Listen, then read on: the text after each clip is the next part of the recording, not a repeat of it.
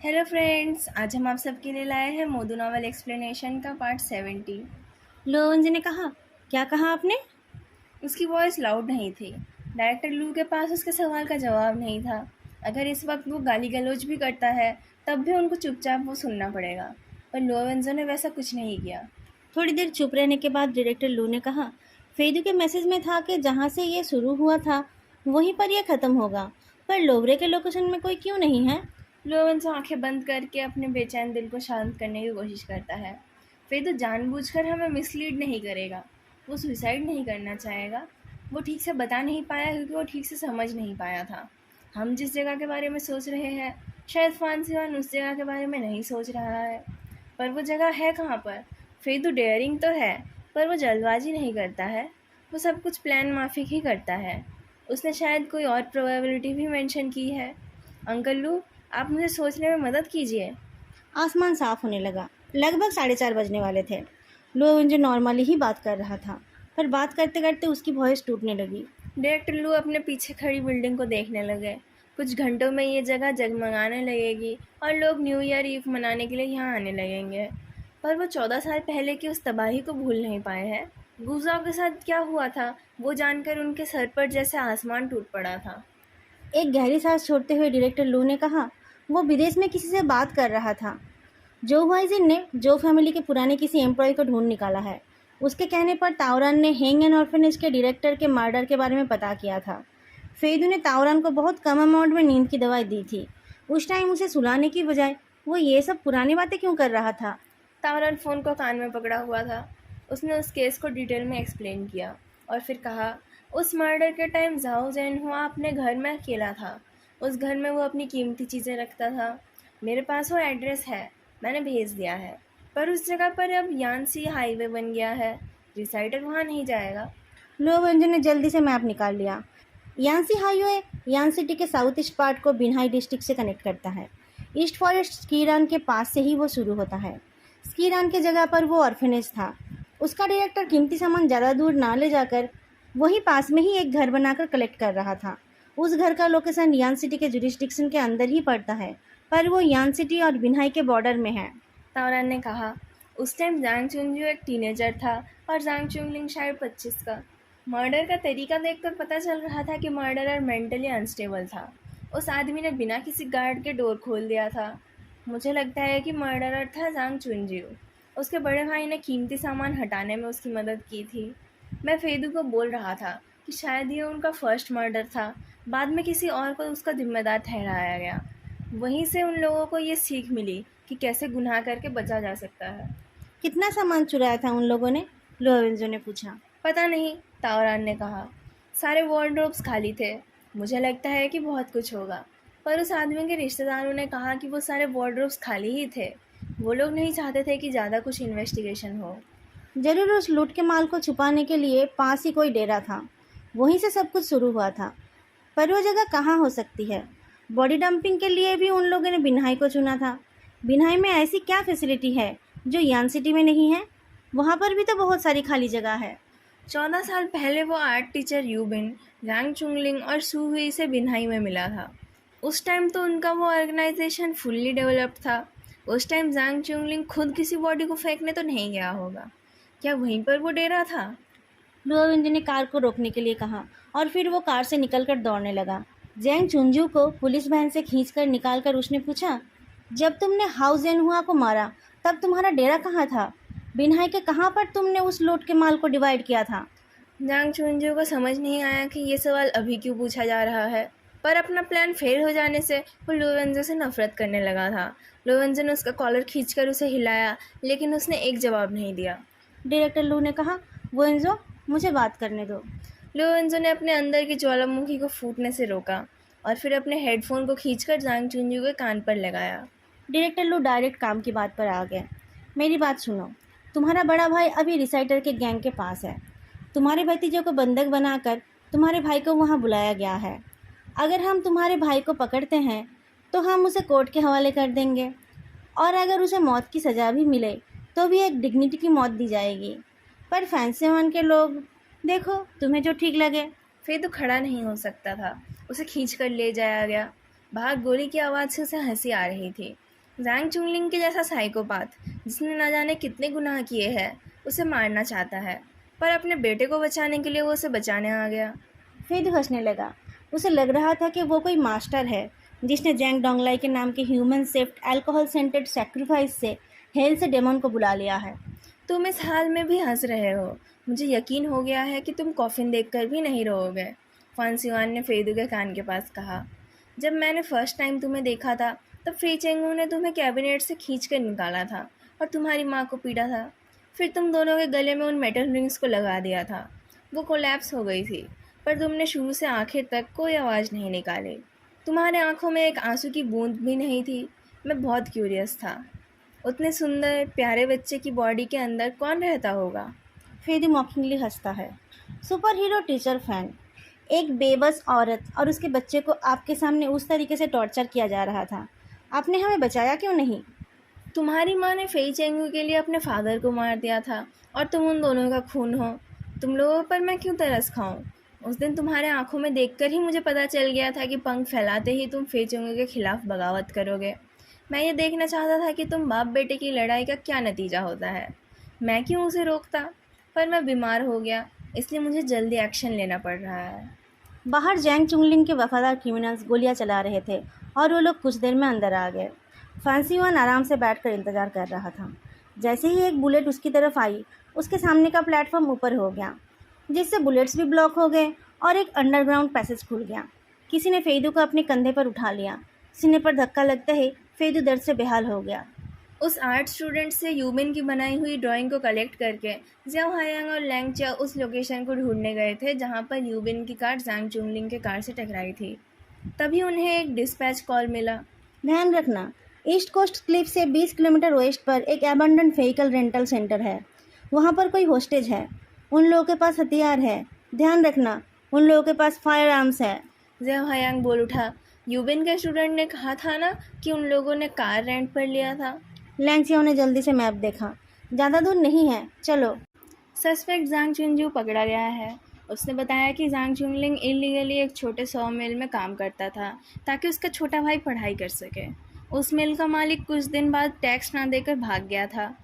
उस मिल के बंद हो जाने के बाद उसे इन भाइयों ने अपना डेरा बना लिया और चोरी डकैती करके पैसे लाने लगे।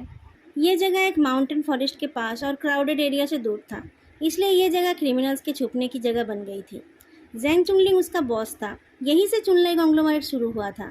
बाद में जब बिन्हाई में टूरिज्म बढ़ गया, तब उन लोगों ने कवर के लिए वहाँ एक कार रेंटल बिजनेस खोल लिया। पर बिन्हाई में टूरिज्म चला नहीं। चुनलाई कॉन्ग्लोमरेट का काम बढ़ गया तो वो लोग धीरे धीरे वहाँ से हट गए। वो कार रेंटल बिजनेस भी खंडहर बन गया। लैंग चियाओ तावरन से ये सब इन्फॉर्मेशन सुनकर अमेज्ड हो गई। आपने तो बहुत खबर निकाल ली है। और क्या करता, सिचुएशन ठीक नहीं है। रिसाइडर ने जांग चुंगलिंग को वहाँ पर ल्योर किया है। तभी गोलियों की आवाज़ सुनकर लैंग चियाओ चौंक उठी। रियल गन्स या फिर फायर वर्क?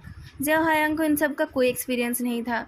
उसका चेहरा देखकर लैंग चियाओ ने पूछा, चश्मिश, तुमने अपना फायर आर्म लाइसेंस खरीदा तो नहीं था ना? नहीं, मैं किसी तरीके से पास हो गया था। सब लोग कह रहे थे कि एग्ज़ाम से पहले मेरा 500 यान खो गया था, इसलिए मैं पास हो गया। तावरन ने पूछा, तुम दोनों कहाँ पर हो? आर्ट टीचर वूबिन ने जहाँ से कार रेंट पर ली थी, क्या वो जगह इन लोगों की ही थी? इस टाइम वो सब सोचने की ज़रूरत नहीं है। तुम लोग बहुत पास हो। वहीं रुक कर ऑर्डर का वेट करो, कैप्टन लो पहुँचने वाला होगा। जियाओ हायांग ने कार को ब्रेक लगाया और लैंग चियाओ के कॉल को कट कर दिया। क्या कर रहे हो? लैंग चियाओ ने पूछा। जियाओ हायांग ने अपने कमर पर रखे गन को टच किया। जब जोहुआजिन पर हमला हुआ था, उसके बाद से टीम के सबको गन्स इशू किया गया है। उसे अब तक उसकी आदत नहीं हुई है। उसने कार डोर खोलकर लैंग चियाओ से कहा, कार से निकलकर कैप्टन के लिए वेट करो। नहीं, तुम क्या करने जा रहे हो? जियाओ हायांग ने कुछ नहीं कहा। वो खुद कार से निकल गया। लैंग चियाओ कार से उतरकर उसके पीछे गई। उसका कंधा पकड़कर लैंग चियाओ ने पूछा, तुम कभी फील्ड पर गए हो? कभी गोली चलाई है तुमने? जियाओ हायांग का चेहरा फीका पड़ गया। वो ठीक बोल रही है। उसकी जैसी पतली लड़की से भी वो खुद को छुड़ा नहीं सकता। उसने कहा, उन लोगों के पास एक हॉस्टेज है। अगर चुनलाई कॉन्ग्लोमेरेट और रिसाइटर गोली चला रहे हैं तो हॉस्टेज का क्या होगा?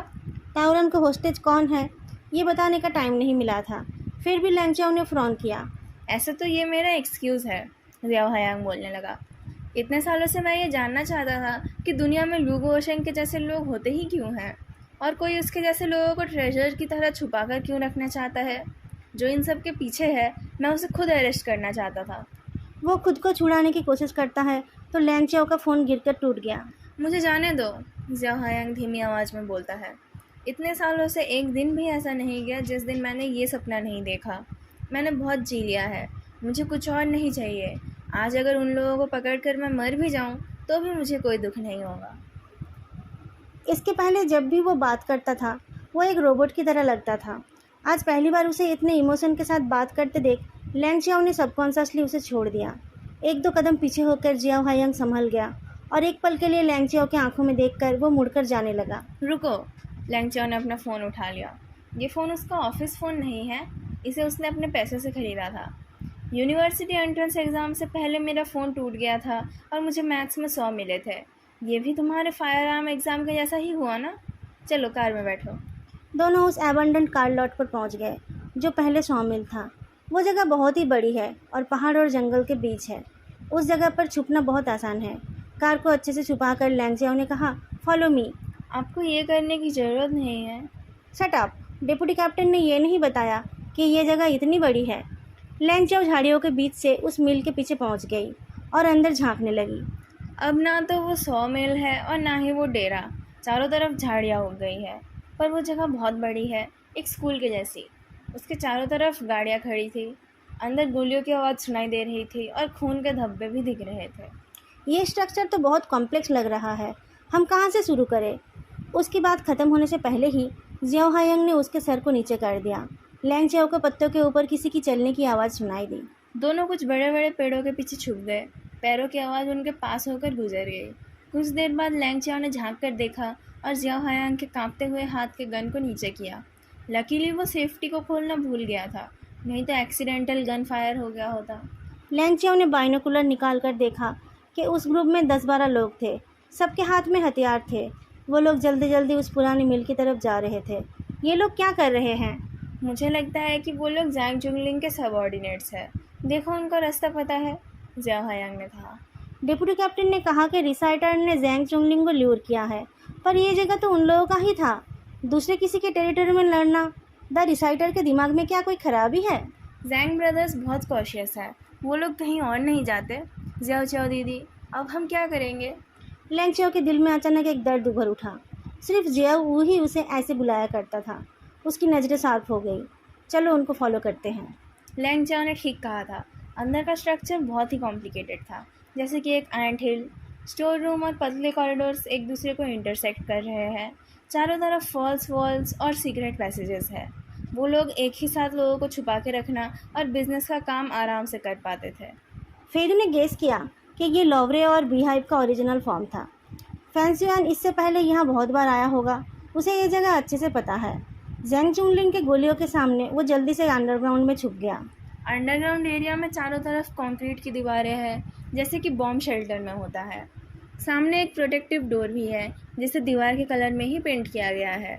देखने के लिए और गोली चलाने के लिए कुछ होल्स है। वो जगह एक फोर्ट की जैसी है। फेदी को सीमेंटेड फ्लोर पर फेंक दिया गया। उसने देखा कि ऐसी हालत में भी फेचंग को साथ लाया गया है। फेदू की नज़र कमज़ोर हो रही थी। उसने धीरे से कहा, यह जगह शायद सूहुई जहाँ बॉडी डंप करती थी उसके पास है। उसके ये शब्द उस बंद जगह पर गूंज उठे। फांसीवान के बिलीवर्स ने तुरंत उसकी तरफ गन का निशाना लगा लिया। फेदू इंडिफरेंटली सुलोजान और सुजियाउलान के बारे में बात करने लगा तो व्हीलचेयर के पीछे वाली औरत ने उसे चुप करने के लिए कहा। आप लोगों ने उस लड़की को बताया कि उसकी माँ क्या करती थी? उस दौरान आप लोगों ने बहुत सारी लड़कियों की लाशों को यहाँ आते हुए देखा होगा। बेचारी छोटी छोटी बच्चियाँ कैसे बेमौत मरी गई। वो औरत और सह नहीं पाई। उसने फेदू का कॉलर पकड़ लिया। फैंसीवान ने उसका नाम लिया तो वो औरत रुक गई। फेदू ने देखा कि उसकी आंखों में आंसू है। फांसीवान ने कहा, हम शायद एक दो लड़कियों को बचा लेते, उससे क्या होता? सिर्फ जू वेंचाओ और सू लुओजान को पकड़कर क्या होता? एक बस पपेट था और दूसरी छोटी बच्ची। उनको खोकर असली कल्प्रिट को कुछ फ़र्क नहीं पड़ता। एक को बचाने से और ज़्यादा लोगों को तकलीफ़ मिलती। रोबिंग, कुछ सेक्रीफाइसेस ज़रूरी होते हैं। मुझे पता है टीचर, रोबिंग नाम की उस औरत ने कहा। फेदू के आईब्रोज हिल उठे। पर आप सिर्फ दर्शक नहीं थे। आपका इन्फ्लुएंस ना होता तो वो ज़ाओ हुआचांग हे जोंगी को नहीं मारता। किसने उसे भरोसा दिलाया था कि हे जोंग एक ड्रग एडिक्ट है? और गोल्डन ट्रायंगल का नाम लेकर मैसेज किसने किया था? मैं हे जोंग से मिला था। उसके जैसा इंट्रोवर्ट क्यों बार बार जैंग पिंग के पीछे जा रहा था? और फिर वो दोंग ज़ियाओचिंग। आपको ज़ेंग काइफिंग का इरादा पता था। आपने दोंग चियान के ज़रिए ज़ोउ जुनमाओ को मारने में उसकी मदद की थी और फिर उस लड़की को ट्रिक करके। हमने उसे ट्रिक नहीं किया, हमने बस उसे उसके पेरेंट्स की मौत की सच्चाई बताई है, रुओबिंग चिल्ला उठी। ज़ेंग काइफेंग ने ज़ोउ जुनमाओ और उसके बड़े बेटे के बीच दरार डाला था ताकि अगर किसी को पता भी चले कि उसका मर्डर हुआ था तो सबको लगे कि इन सब के पीछे ज़ोउ हुआइजिन है। पर ब्यूटी, आप ये मत बोलना कि आपके टीचर को भी इस बात का धोखा हो गया था। आपने दोंग ज़ियाओचिंग को ये क्यों नहीं बताया कि ज़ेंग काइफेंग ही असली गुनहगार है? रुओबिंग ने कहा, क्योंकि वो ज़ेंग काइफिंग के पास नहीं जा पाती, वो उसे मार डालता। आप लोगों ने भी तो उसे मार दिया। फेदू फांसियान की तरफ देखता है। और पुलिस को उसके घर बुलाकर उसके घर में आग लगा दिया ताकि पुलिस उल्टे साइड के सीसीटीवी को इन्वेस्टिगेट करे। आप शुरू से ही ज़ोउ हुआइजिन को मारना चाहते थे क्योंकि बाप और बड़े भाई के मौत के बाद बेचारा ज़ोउ हुआइजिन बेसहारा हो जाता और आप उसे कंट्रोल कर पाते। उसी से आप हैंगान ऑर्फनेज के साथ ज़ोउ फैमिली का कनेक्शन। एक आदमी ने उसका गला पकड़ लिया और दूसरे ने उसके पेट पर पंच मारा, फिर उसके मुंह को टेप से चिपका दिया। फिर वो दर्द से कतरा उठा, पर उसकी नज़र रुओबिंग के ऊपर ही थी। फांसिवान ने कहा, रुओबिंग तुम तो जानती हो कि यह आदमी कैसे लोगों के दिमाग में जहर घोल सकता है। तभी गोलियों की आवाज़ पास आ गई। ज़ेंग चुंगलिंग ने खुद ये बनाया था, उसे पता है कि कहाँ क्या है। सब लोग गार्ड लेकर खड़े हो गए। यहाँ तक पहुँचने के लिए हमारे कितने भाई बहनों ने अपनी जान गंवा दी है। रुओबिंग, तुम क्या सोच रही हो? फांसिवान ने कहा। कॉलर लगा दो, लास्ट ट्रायल अब शुरू कर सकते हैं। रुओबिंग ने हेजिटेट किया और फेदू की तरफ देखा, फिर फेचेंगू के बेड के पास जाकर उसका कवर हटा दिया। फेदू का एक्सप्रेशन फाइनली चेंज हुआ। 4:50 पर वो अंडरग्राउंड एरिया एक बैटलफील्ड बन गया, पर एक टीम उसके अंदर नहीं जा पा रही थी और दूसरी टीम बाहर नहीं जा सकती थी। वो लोग डेडलॉक्ड हो गए थे। ज़ेंग चुंगलिंग गुस्से से पागल होने वाला था। 5 बजे तक अगर फेदू ने फॉरेन में कांटेक्ट नहीं किया तो पता नहीं ज़ेंग डोंगलाई के साथ क्या क्या होगा। 4:55 पर जैंग चुंगलिंग ने फाइनली फेदू को किडनैप करने वाले के फ़ोन पर कॉल किया। उस ड्राइवर ने फ़ोन फांसिवान को दिया तो वो मुस्कुराकर बोल उठा, चेयरमैन जैंग, मुझे तो लगा था कि तुम मुझे कांटेक्ट करोगे ही नहीं। क्या चाहते हो तुम? नीचे आ जाओ, कुछ पुरानी बातें करते हैं। मैं मरने वाला तो हूँ, पर मेरे पास थोड़ा टाइम है। पर प्रेसिडेंट फेई के लोग शायद और इंतज़ार नहीं करेंगे। ज़ेंग चुंगलिंग ने कॉल कट कर दिया और एक बड़ा धमाका हुआ। उस अंडरग्राउंड एरिया के एक कोने में दीवार टूट गई और एक इंसान के पास होने जैसा पैसेज बन गया। लैंगचा और ज़ियाओ हायांग उन लोगों के पीछे पीछे पहाड़ के नीचे तक पहुंच गए। उनके आंखों के सामने वो टीम एक कुटिया के अंदर गए और उसके फ्लोर को खोलकर नीचे चले गए। ज़ियाओ हायांग उनके पीछे जा रहा था, पर लैंगचाओ ने उसे खींच लिया। फिर अच्छे से चेक करने के बाद वो दोनों उन लोगों का पीछा करने लगे। थोड़ी दूर जाते ही एक धमाका हुआ तो लैंगचाओ ने जल्दी से ज़ियाओ हायांग का मुंह पकड़कर उसे साइड कर दिया। फिर उसे किसी की वॉइस सुनाई दी। ये हमारा इमरजेंसी शेल्टर हुआ करता था। मुझे नहीं पता था कि तुम ये ढूंढ निकालोगे। फांसिवान, तुम्हें लगता है कि हमने यहाँ पर ट्रैप होकर मरने के लिए इसे बनाया था? दोस्तों, आज का पार्ट मैं यही ख़त्म कर रही हूँ।